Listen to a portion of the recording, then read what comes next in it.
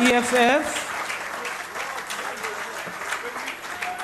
Thank you very much, House Chair. No, look, the EFF withdrew from the process of appointment because we did not want to legitimate a patently illegal process which the ad hoc committee was engaging in.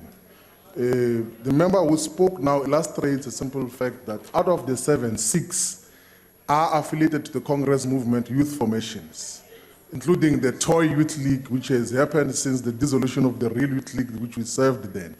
What is the context of this thing? Like, we wanted to caution the ad hoc committee that don't make the mistake that we made ourselves as the leadership of the Youth League that time. The 22nd National Congress of the ANC Youth League in Nazareth, which elected Honorable Mbalula, took a resolution on the formation of the National Youth Development Agency. And then in 2006, we called the National Youth Convention. The YCL resolved in its conference to endorse the process of formation of the NYDA. And then our leadership of the Youth League started the process legislatively in terms of conceptual foundation of how the National Youth Development Agency should look like. We said that time that we must collapse the Umsomomvu Youth Fund and the National Youth Commission and all provincial youth commissions to constitute a structurally independent entity called the National Youth Development Agency that is going to cover the length and breadth of South Africa, which is going to be organic, that is going to be efficient and effective, that is going to be responsive, that is going to have the flexibility to deal with all of those issues. And I want to say that key amongst the programs that the National Youth Development Agency must look into should be National Youth Service and Cohesion, economic participation, youth advisory and information centers, and the National Youth Fund. We're talking today that the NYDA, which we had conceptualized, did not happen.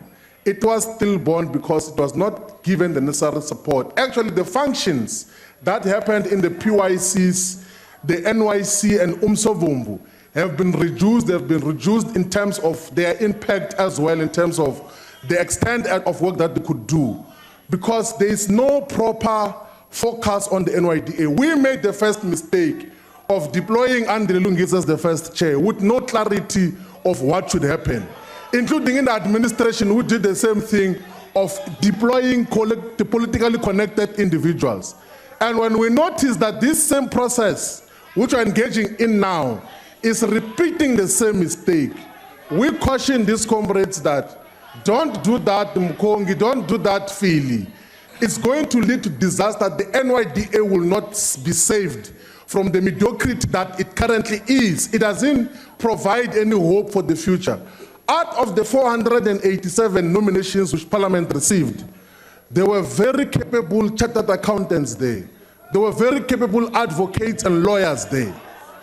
But because they are not belonging to any of the sitting structures of the Youth League or the Young Communist League, they were not shortlisted. Young, capable people who have gained practical governance experience, would have given some life and credibility to the NYDA, were excluded on the face of partisanship, of wanting to associate with the parties that we belong to. Outside of all these things of narrow partisanship, we must care about the interest of young people. They must ultimately, Mr. Manamela, be a National Youth Fund, an agency that is fully functional, an agency which all of us in the youth movement, when it still used to exist, had envisaged, had said must be the instrument that must drive about impactful youth development, not the games that are playing now in terms of all these issues. The EFF will vote against the names proposed because we do not want to legitimate a partisan narrow process that has been brought forward here by the ad hoc committee of the ANC. Thank you very much.